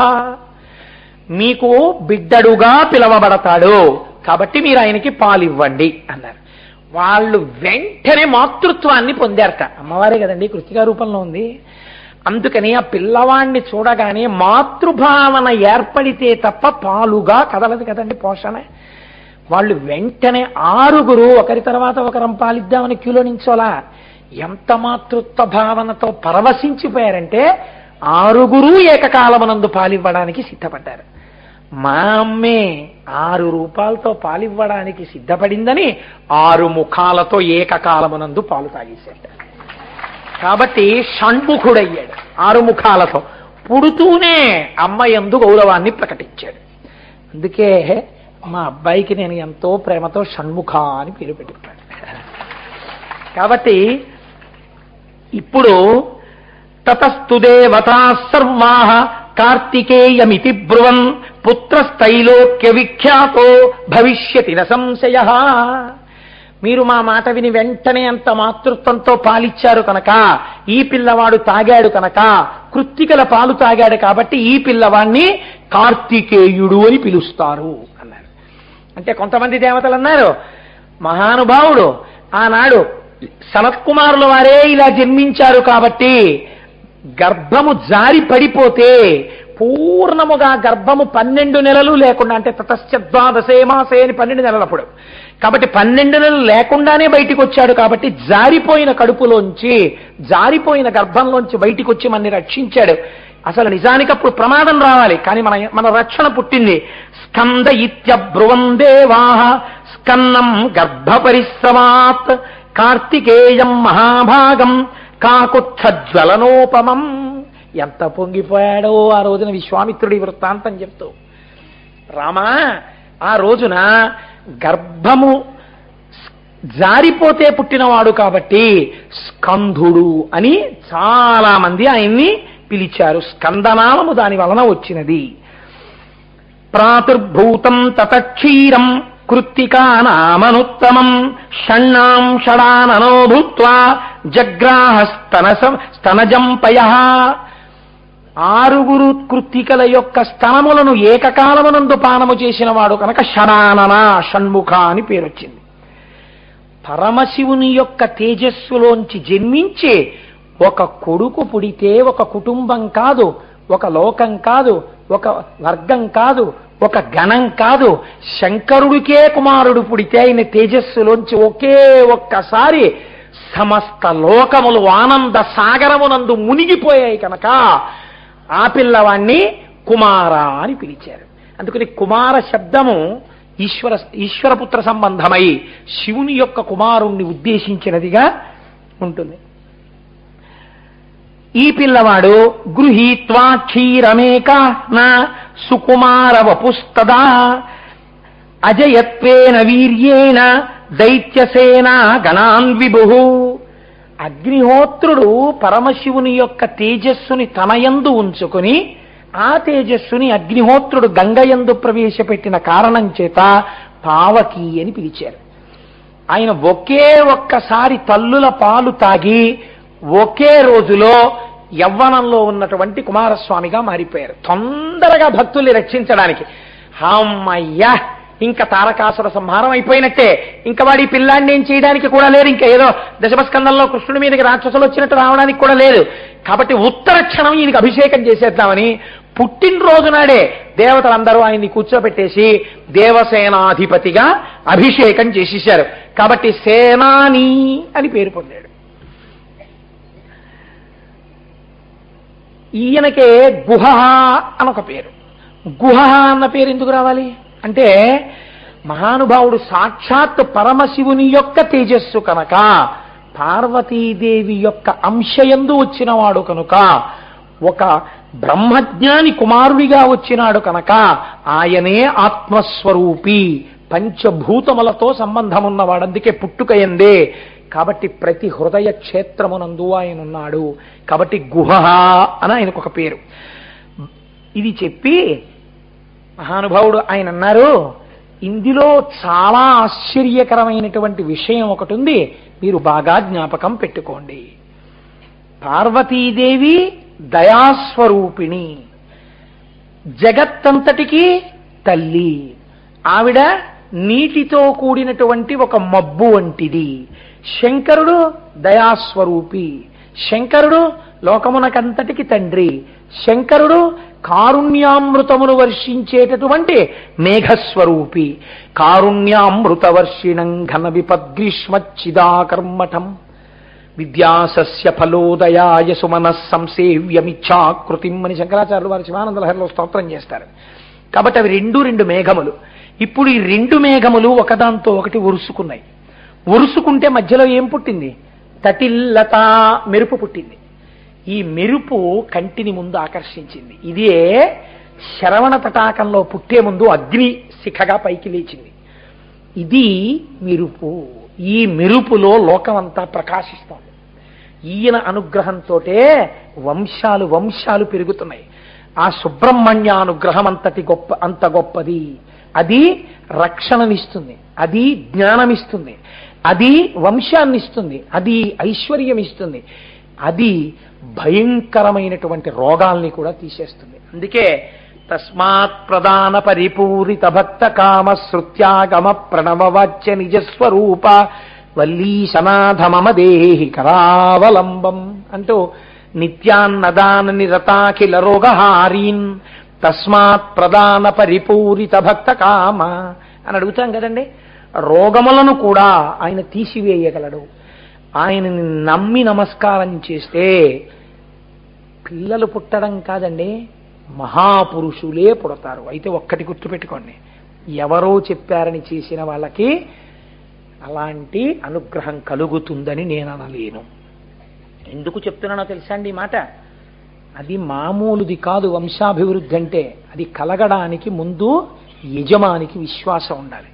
విశ్వాసము చేస్తున్నటువంటి కార్యమునందు ప్రతిఫలము కావాలి. నేను మీకు ఒక ఉదాహరణ చూపిస్తాను. రామస్వామి దీక్షితులని ఒక మహానుభావుడు ఒక ఆయన మన దక్షిణ భారతదేశంలో ఉండేవారు. ఆయన భార్య గారి పేరు సుబ్బమ్మ గారు. వారికి వివాహం అయిపోయింది. వివాహం అయిపోయిన తరువాత 40 సంవత్సరములు పిల్లలు కలగలేదు. అంటే ఇంకా అసలు పిల్లల కలగడానికి యోగ్యమైన వయస్సుని వాళ్ళు దాటిపోతున్నారు. ఇటువంటి సమయంలో ఆయనకి సుబ్రహ్మణ్యేశ్వర స్వామి వారి మీద ఎక్కడ లేని విశ్వాసం కలిగింది. ఆయన వంశమును నిలబెట్టగలడు, పుత్ర సంతానం ఇయ్యగలడు అని నమ్మి ఈ రామస్వామి దీక్షితులు సుబ్బమ్మ గారు కలిసి వైద్యనాథ క్షేత్రానికి వెళ్ళి అక్కడ ఉన్నటువంటి ముత్తు సుబ్రహ్మణ్యేశ్వర స్వామిని ముద్దు కుమారస్వామి అని పిలుస్తారు. అక్కడ ఆ ముద్దు కుమారస్వామి బాలాంబిక అని పిలుస్తారు వల్లీదేవసేనల యొక్క స్వరూపాన్ని. ముద్దు కుమారస్వామి బాలాంబికల్ని 40 రోజులు దేవాలయంలోనే ఉండి సేవించారు. సేవిస్తే ఆవిడ గర్భం ధరించింది. గర్భం ధరిస్తే సుబ్రహ్మణ్యేశ్వర స్వామి వారు అనుగ్రహించారు అని వారి ఇంటికి వచ్చారు. ఇంటికి వచ్చిన తర్వాత బిడ్డడు పుట్టాడు. పుట్టిన తర్వాత ఆ పిల్లవాడికి ఆ వైద్యనాథ క్షేత్రంలో ఉన్నటువంటి పేరే ముద్దు కుమారస్వామి అని వాళ్ళు పేరు పెట్టుకున్నారు. వాళ్ళ ఇంటి పేరు చివర దీక్షితులు అని ఉంటుంది కనుక ముద్దు కుమారస్వామి దీక్షితులు. ఆయన ఒకరోజు రామస్వామి దీక్షితులు నిద్రపోతున్నారు. నిద్రపోతుంటే బాలాంబిక ఆయనకి దర్శనమిచ్చింది. దర్శనమిచ్చి తన మెడలో ఉన్నటువంటి ముత్యాలహారాన్ని తీసి నీ భార్య కడుపున పుట్టినది, నీకు కొడుకుగా ఉన్నది నా భర్త రూపమైన ముత్యమే. ఆ ముత్యమే నీ ఇంటి ముత్యంగా ఉంది. ఇప్పుడు వాడే సుబ్రహ్మణ్యుడు. సుబ్రహ్మణ్యుడు నీ కొడుకుగా నడయాడుతున్నాడు లోకంలో. కాబట్టి ఇదిగో ముత్యాలహారం ఇస్తున్నాను, ఆ పిల్లవాడి మెడలో వేయమని తన మెడలో ముత్యాలహారం తీసి ఆయనకి ఇచ్చింది. కలేమో అని కల చూసుకుని తెల్లబోయి లేచారు. చేతిలో ముత్యాలహారం ఉంది. కొడుకు మెడలో వేసి తమిళంలో ముత్తు అంటే ముత్యం. ముద్దు కుమారస్వామి దీక్షితులు ముత్తుస్వామి దీక్షితులు అయ్యారు. ఆయనే సంగీత త్రయంలో శ్యామశాస్త్రి, త్యాగరాజు, ముత్తుస్వామి దీక్షితారు. ఆయనే మహానుభావుడయ్యాడు ముత్తుస్వామి దీక్షితారు. ఆ మహానుభావుడికే చిదంబరనాథ శాస్త్రి అన్న పేరుతో శంకరుడే గురువయ్యాడు. ఒక రోజున ఇంటికి వచ్చి వీడిని కాశీ తీసుకెళ్లి సంగీతం నేర్పుతానన్నారు. కాశీ తీసుకెళ్లి పాదుకాంత దీక్ష ఇచ్చారు. గొప్ప శ్రీ విద్యోపాసకుణ్ణి చేశారు. చేసి 3 సంవత్సరములు సంగీతం నేర్పారు. నేర్పి సమస్త మెళకువలు నేర్పిన తర్వాత ఎరా నాన్న ఇంటికి వెళదామని అడగమే అన్నారు. అంటే ఆ పిల్లవాడు అన్నాడు, రోజు గంగా స్నానం, ప్రతిరోజు విశ్వేశ్వర దర్శనం, ప్రతి క్షణం గురుపాద సేవ. ఇంకా నాకు మళ్ళీ మా ఊరు ఎందుకు కావాలి గురువుగారు? ఈ 3 చాలవా నా జన్మధన్యం పొందడానికి? నన్ను వెళ్ళిపోమ్మని అనకండి అన్నాడు. ఏమి గురుభక్తిరా నాన్న, నువ్వు నాతో రా అని గంగ ఒడ్డుకి తీసుకెళ్లారు. గంగ ఒడ్డున నిలబడ్డారు. ఆయన ఒక్క సంకల్పం చేసి నీవు నడుచుకుంటూ రోజు స్నానం చెయ్యడానికి గంగలో ఎంత దూరం వెడతావో అంతకన్నా కొంచెం ముందుకు వెళ్ళు. నీ కాలికి ఏది తగులుతుందో దాన్ని చేతులతో పైకెత్తి ఇలా పట్రా అన్నారు. ముత్తుస్వామి దీక్షితర్ లోపలికి వెళ్ళారు. కాలికి ఏదో తగిలింది. తగలగానే వారు చేతులతో పైకెత్తారు. అదే ముత్తుస్వామి దీక్షితర్ చేతిలో ఉన్న వీణ గంగలో దొరికింది ఆయనకి. అమ్మవారు అనుగ్రహించింది ఆ వీణ. ఆ వీణ తీసుకొచ్చి గురువుగారి పాదాల దగ్గర పెట్టి నమస్కరించారు. ఒరే, నువ్వు సుబ్రహ్మణ్యావతారానివి. ఆయనే పరమశివుడు చిదంబరనాథ శాస్త్రి గారిగా వచ్చి ఉపదేశం చేశారు. అమ్మ అనుగ్రహం కలిగి నీ చేతి వీణ అయింది. నాన్న, నీలాంటి శిష్యుడు కలిగాడు, నా జన్మ ప్రయోజనం నెరవేరింది, గంగా స్నానం చేసి వస్తానని లోపలికెళ్ళి మునిగారు. ఇక పైకి రాలేదు. రాకపోతే అక్కడ చుట్టుపక్కల ఉన్న వాళ్ళని తీసుకెళ్లి గంగలో వెతికితే చిదంబరనాథ శాస్త్రి గారి శరీరం దొరికింది. అప్పుడు ముత్తుస్వామి దీక్షితర్ గురువు గారికి మిగిలిన కార్యాన్ని పూర్తి చేసి సొంత ఊరు వచ్చారు. చిత్రం ఏమిటో తెలుసా అండి? ఒక్క కచేరీ కూడా చేయకముందే ముత్తుస్వామి దీక్షితర్ తిరుత్తణి వెళ్ళారు. తిరుత్తణి వెడితే ఆయనకి సుబ్రహ్మణ్యేశ్వర స్వామి వారి యొక్క గొప్ప క్షేత్రం తిరుత్తణి. ఆ తిరుత్తణి క్షేత్రానికి వెళ్ళి మా అమ్మ 40 రోజులు నమ్మి గుళ్ళో ఉపాసన చేసింది. నేను పుట్టాను. 40 రోజులు నేను రోజు ఇక్కడ కీర్తనలు చేస్తానని కీర్తనలు చేశారు. ఎప్పుడైనా వీలైతే ముత్తుస్వామి దీక్షితర్ కీర్తనలు ఉంటాయండి సంస్కృతంలో. ఏమి కీర్తనలో వాటికి ఒక్కసారి సంగీత సాహిత్య సమ్మేళనం చేసి నా జన్మ ధన్యం చేసుకోవాలనుంది. ఆ ముత్తుస్వామి దీక్షితర్ మహానుభావుడు ఒకానొక ఆ తిరుత్తణిలో కూర్చుని కీర్తనలు చేస్తూ ఆ కీర్తన పాడుతూ పరవశించిపోయేలా కళ్ళు మూసుకుని కూర్చుంటే ఒక వృద్ధ బ్రాహ్మణుడు వచ్చి ముత్తుస్వామి దీక్షితర్, ముత్తుస్వామి దీక్షితర్ అని పిలిచారు. పిలిస్తే ఆయన కళ్ళు విప్పి, ఎవరు వచ్చిన వాడు నా పేరు ఎలా తెలుసని కళ్ళు విప్పారు. పరమతేజోమూర్తి అయినటువంటి వృద్ధ బ్రాహ్మణుడు. అసలు ఆయన్ని చూసి మీరెవరని అడగలేకపోయారు. ఆయన ఏది నోరు తెరు అన్నారు. నోరు తెరిచి కళ్ళు మూసుకో అన్నారు. కళ్ళు మూసుకున్నారు. నాలుక మీద ఏదో వేశారు. వేసి ఏం వేశాను అని అడిగారు. పటికి బెల్లం అన్నారు ముత్తుస్వామి దీక్షితారు. కళ్ళు విప్పు అన్నారు. కళ్ళు విప్పారు. లేడా వృద్ధ బ్రాహ్మణుడు. ఆయనే సుబ్రహ్మణ్యుడు. సుబ్రహ్మణ్యుడే వృద్ధ బ్రాహ్మణ రూపంలో వచ్చి సమస్త సంగీత విద్యని ముత్తుస్వామి దీక్షితారు నాలిక మీద పటికి బెల్లం రూపంలో వేసేశారు. ఆ వీణ పట్టుకుని ముత్తుస్వామి దీక్షితారు పాట పాడితే ఇక తిరుగులేదు. ఎన్ని సన్మానాలు వెంట పడిపోయారు కదండి ముత్తుస్వామి దీక్షితారు వెంట. ఐశ్వర్యమునందు ఆయన మమేకం కాలేదు. ఈ చేత్తో బుచ్చుకుని వెంటనే దానం చేసేసేవారు. ఒక స్థితిలో ముత్తుస్వామి దీక్షితారు ఏ స్థితికి వెళ్ళారో తెలుసా అండి? ఇంట్లో భార్య వంట చేయడానికి గుప్పెడు బియ్యం లేవు. శిష్యులకి కూడా అన్నం పెట్టాలి. సంగీతం నేర్పేవారు.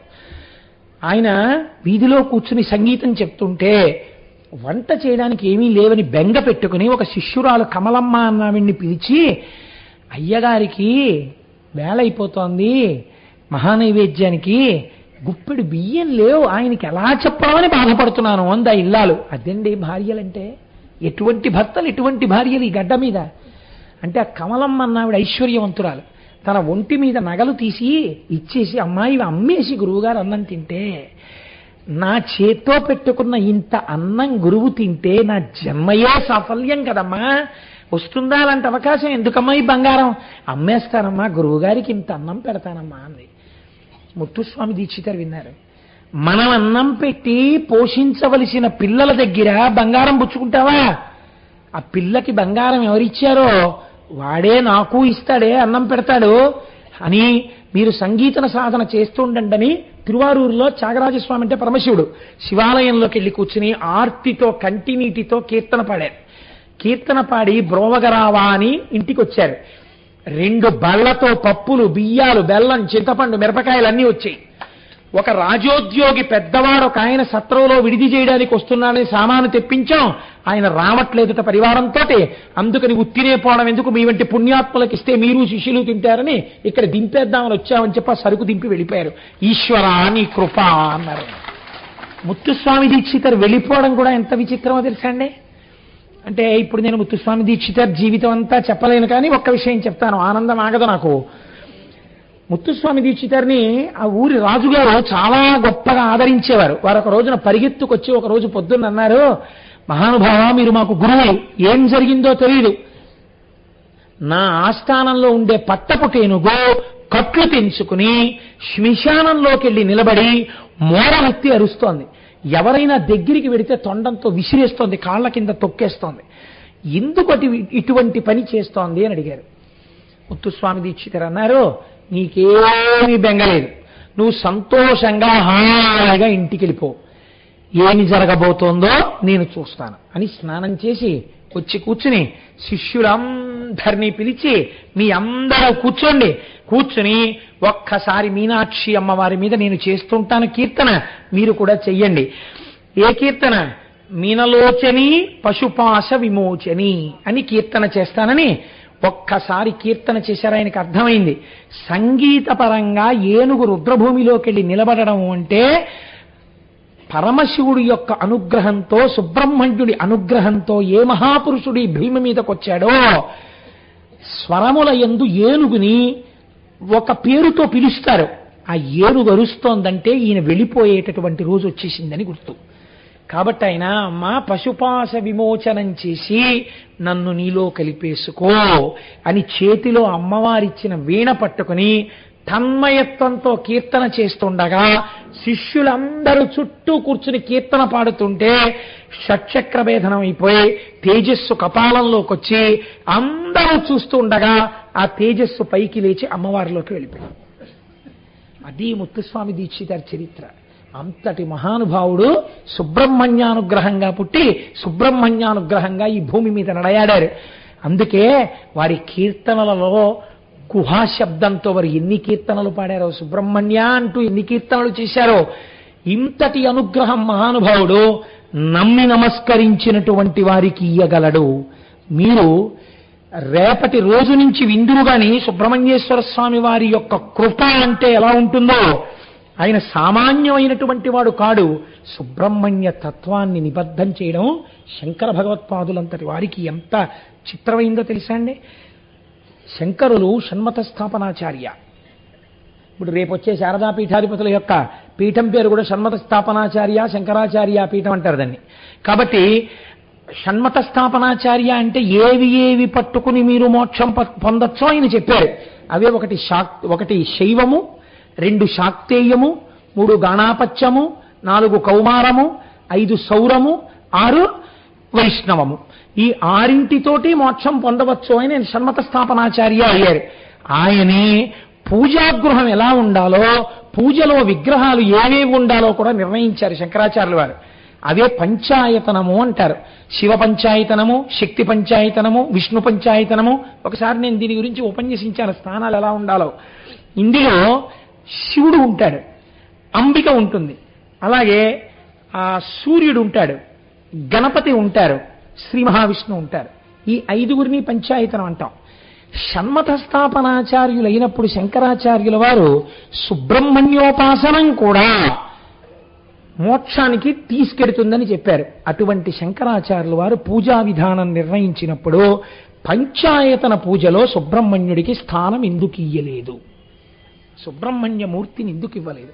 శైవం ఇచ్చారు, శాక్తేయం ఇచ్చారు, గణాపత్యం ఇచ్చారు, కౌమారం ఇచ్చారు. ఎక్కడ? షణ్మతాల్లో. పంచాయతనంలోకి వచ్చేటప్పటికీ శివుణ్ణి ఇచ్చారు, అంబికనిచ్చారు, గణపతినిచ్చారు, సుబ్రహ్మణ్యుణ్ణి ఇవ్వలేదు. ఎందుకు ఇవ్వలేదు పంచాయతనంలో? శంకరుల యొక్క హృదయం ఏమయ్యుండు ఉండాలి? ఆయన జ్ఞానాగ్ని.